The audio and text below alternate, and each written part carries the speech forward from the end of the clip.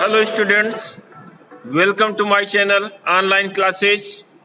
और आज हम लोग कक्षा 12 भूगोल और इसके अंतर्गत खंड खा भारत के लोक और अर्थव्यवस्था, इसमें हम लोग चर्चा कर रहे थे। अध्याय 1 जनसंख्या वितरण घनत्व, उसकी वृद्धि और संगठन के बारे में, उसकी कंपोजिशन के बारे में हम लोग चर्चा कर रहे थे। तो ऐसी कंडीशन में अब हम लोग बात करेंगे आज एक अपने नए टॉपिक की ओर। और नया टॉपिक हमारा आ रहा है जनसंख्या का वितरण। अब ये जो जनसंख्या का वितरण है, ये भारत में लगभग हम देखते हैं कि अनियमित है। अब ये अनियमित कैसे है? यदि हम अलग अलग प्रदेशों की जनसंख्या देखते हैं तो कुछ प्रदेशों में जनसंख्या अधिक है और कुछ प्रदेशों में जनसंख्या कम है। यहाँ पे जो हमारा मानचित्र दिखाई दे रहा है, इस मानचित्र में भी देखिए जो बिंदुवार बने हुए हैं और इन बिंदुओं में किन किन राज्यों में अधिक बिंदु हैं और किन किन राज्यों में कम बिंदु बने हुए हैं। इसका मतलब ये जनसंख्या का बसाव है। यहाँ पे एक संकेत भी दिया गया है कि एक बिंदु के बराबर 2 लाख व्यक्ति होते हैं। तो आप सोच लीजिए कि कहाँ पे जनसंख्या विरल है और कहाँ पे जनसंख्या सघन है। आज हम लोग इसी बारे में कुछ चर्चा करेंगे और कुछ बातें हम लोग करेंगे। तो शुरुआत करते हैं आज का वीडियो और बात करते हैं हम लोग जनसंख्या का वितरण। तो जनसंख्या का जो वितरण है, उसका मतलब जो हमारा राष्ट्र है, देश है, पूरे देश में बसने वाले जितने भी लोग हैं उन सब की संख्या से ही लगाया जाता है।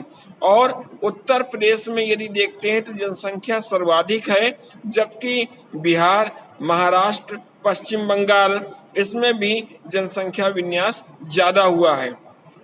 यदि हम भारत की जनगणना देखते हैं तो सन 2011, किस सन में जनगणना हुई? 2011 में। अब कब होगी? 2021 में होगी। तो 2011 में जो जनगणना भारत में हुई, इसमें कुल जो जनसंख्या है वो 121.08 करोड़, 121.08 करोड़। तो ये जनसंख्या भारत की है और विश्व की कुल जनसंख्या का ये लगभग 17.5% ही है। इसके अलावा यदि हम विश्व का कुल भूभाग भी देखते हैं भारत में कि कितना भूभाग है, तो वो भूभाग निकल करके सामने आ रहा है, केवल 2.42% ही निकल करके सामने आ रहा है। ऐसी कंडीशन में हमको सोचना है कि कैसे ये व्यवस्था चलेगी और इतने कम भूभाग में कितनी ज्यादा जनसंख्या निवास कर रही है। इसके अलावा भारत की जो जनसंख्या है, यदि लैटिन अमेरिका, दक्षिण अमेरिका की बात करते हैं हम, तो वहां से ये 2 गुनी है और उत्तरी अमेरिका से ये 3 गुनी है।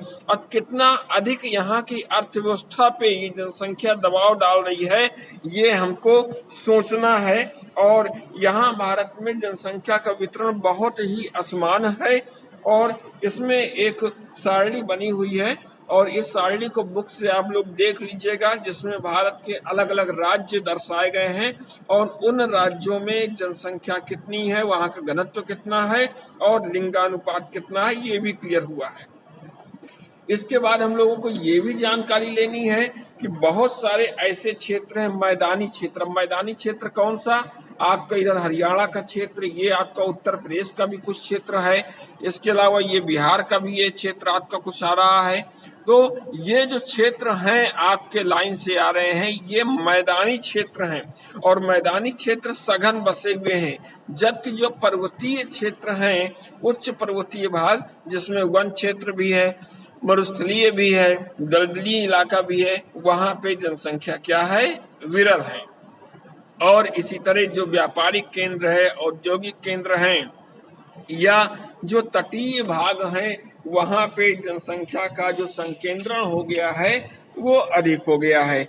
यदि हम जनसंख्या का वितरण देखते हैं राज्यवार, तो राज्यवार भी हमारे पास एक सूची दी गई है और उस सूची को आप लोग यहाँ से देख सकते हैं और ये सूची आपकी बुक्स में भी दी गई होगी कि अलग अलग जो राज्य हैं उन राज्यों में कितनी जनसंख्या है और कितनी जनसंख्या के हिसाब से वहाँ घनत्व क्या है, वहाँ का क्षेत्रफल क्या है और लिंगानुपात क्या है। तो इसके आधार पे भी ये डिसाइड होता है कि जो भी यहाँ पे सिक्किम है, सिक्किम राज्य है और उस सिक्किम राज्य में सबसे कम जनसंख्या है 6,10,577। वहीं पे जब उत्तर प्रदेश की हम लोग बात करते हैं तो उत्तर प्रदेश में भी हम लोग यहाँ पे देखते हैं इस सारणी में, इसमें आपको उत्तर प्रदेश भी नजर आएगा। तो इस उत्तर प्रदेश की जो जनसंख्या नजर आ रही है ये आपको 19 करोड़ नजर आ रही है, 19,98,12,341। तो और जनसंख्या के आकार की दृष्टि से भी देखते हैं तो उत्तर प्रदेश का पहला स्थान है, प्रथम स्थान है, जबकि जो सिक्किम है ये 29वें स्थान पे है। तो इस प्रकार जनसंख्या का जो वितरण बना हुआ है ये अगर हम एक तुलना करते हैं, एक कंपैरिजन करते हैं तो देश के लगभग 11 राज्य ऐसे हैं और 6 केंद्र शासित प्रदेश हैं जहां पे जनसंख्या उनके क्षेत्रफल की तुलना में बहुत ही अधिक है। इसके अलावा और भी हम कुछ बात करते हैं कि भारत में जो जनसंख्या है इसकी विशेषताएं क्या है, क्या खास बात है यहाँ पे।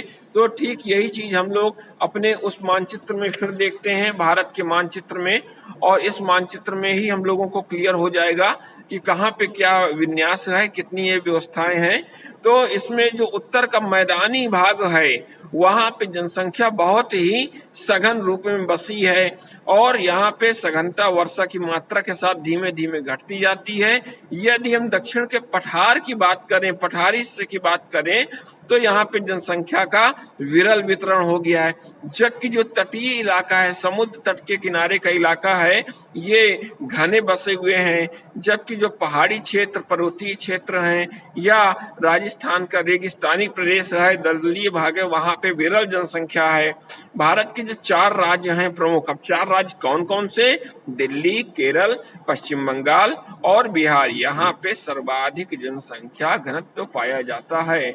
तो इस प्रकार हम लोगों ने देखा कि जनसंख्या का वितरण भारत में कैसा है और जनसंख्या की विशेषताएं किस रूप में मिल रही है हमको।